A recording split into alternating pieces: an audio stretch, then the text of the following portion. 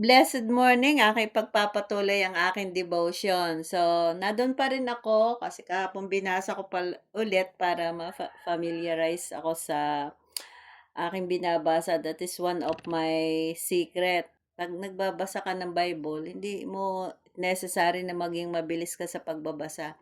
Mahalaga, itutuon mo yung pansin mo do sa specific na chapter or verse na iyong binabasa hanggang sa ito ay maintindihan mo at ito ay mag-sink in sa iyong kaisipan at sa iyong puso upang mas madali mo itong mai-express o maiituro o maikwento sa iba yung patungkol doon sa talaan ng sa kung ano man yung binabasa mong story, mga pangako, warning, sa na mababasa mo sa Biblia kasi ang Biblia ay may mga instruction, mga pangako, mga lahi, mga salinlahi ng mga tao, ng mga lingkod ng Diyos at saka mga naging buhay ng mga taong nanampalataya sa Diyos. Kaya 'pag binabasa mo 'to, hindi mo 'to basta binabasa. Talagang nag-i-spend ka ng time to re-evaluate, at scrutinize mo yung bawat, nasusulat sa Biblia sapagkat ang salita ng Diyos, ito ay kinasihan ng Diyos at, lahat ng nakasulat dito ay mahalaga kahit na yung mga tuldok dito, mga pananong, patandang pananong, yung mga kaya kaya nga pagka binabasa mo ang Biblia dapat nilalagyan mo ito ng emotion, yung kung patanong, patanong mo ito babasahin para mas magsisingkin sa iyong kaisipan kung ano ang ibig ipakahulugan ng Diyos o ng sumulat doon sa binabasa mo. Sa gano'n ma-appreciate mo yung pagbabasa ng Biblia. So ngayon, ah, dito sa,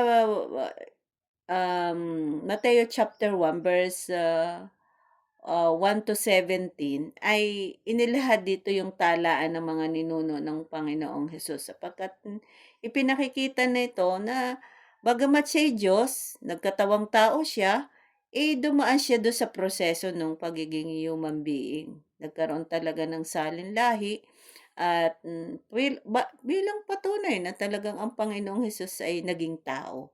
O and then, ang sabi dito, ito ang talaan ng mga ninuno ng Panginoong Hesus mula sa angkan ni David, na mula naman sa lahi ni Abraham. Yan.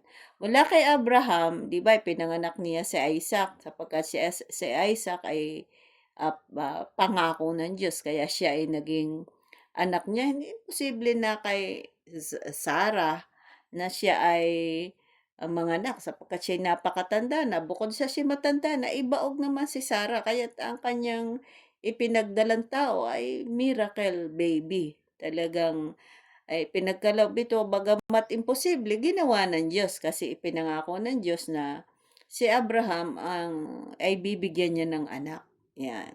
At mula kay, Abraham naging anak niya si Isaac at mula kay Isaac naging anak naman niya kay si Jacob at mula kay Jacob naging anak niya si Judah na pagmumula ng lineage ng Panginoong Hesus, si Judah at ang kanyang mga kapatid, 12, doon nagmula ang 12 lipi ng Israel hanggang sa sila nga ay mapunta doon sa Egypt at ma maalipin sila doon, nanirahan sila at nalipin sila ng almost 460 years, if I'm not mistaken, 'yan, parang gano'n. Basta nasa 400, 460 years, hanggang sa sila ay ilabas ng Panginoon doon sa pamamagitan naman ni Moses, okay.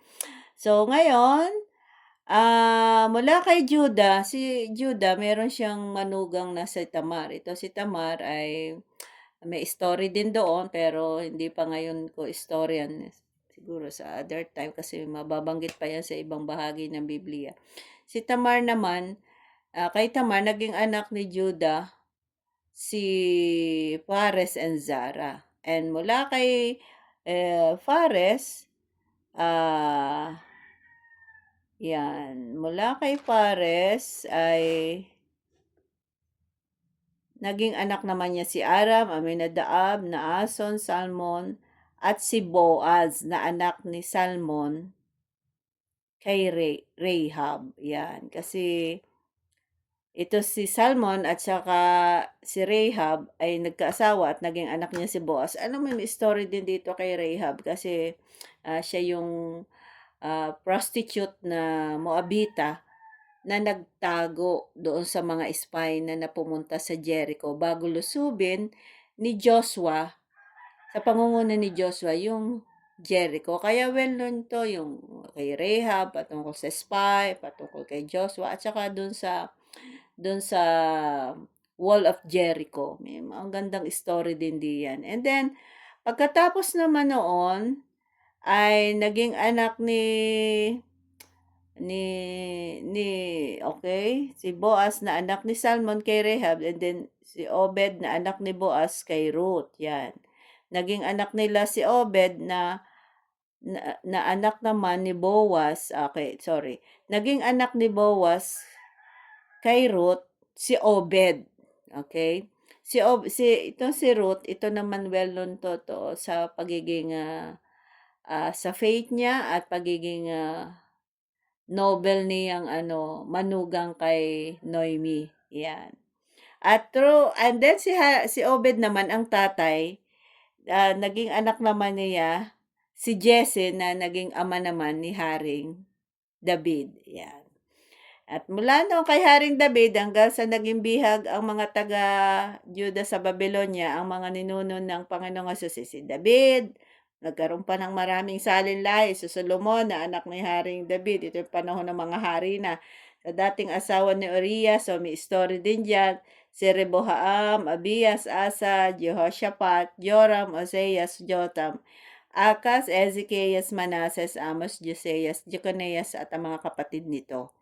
Yan, at pagkatapos na sila'y maging bihag sa Babylonia, hindi may story pa rin bakit sila'y naging bihag doon, hanggang sa ipanganak na ang Panginoong Hesus.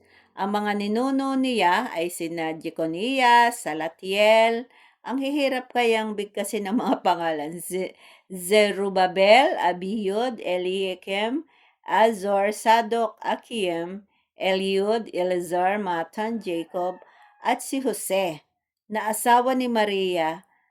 Si Maria ang ina ni Jesus ang tinatawag na Kristo. Yan. Sa makatwid, may 14 na saling lahi mula kay Abraham hanggang kay Haring David at 14 naman mula kay Haring David hanggang sa pagkatapon sa Babylonia. At mula sa pagkatapon sa Babylonia hanggang sa maipanganak ang Panginoong Hesus ay 14. So, in total, 42 generation bago ipinanganak ang ating Panginoong Hesus.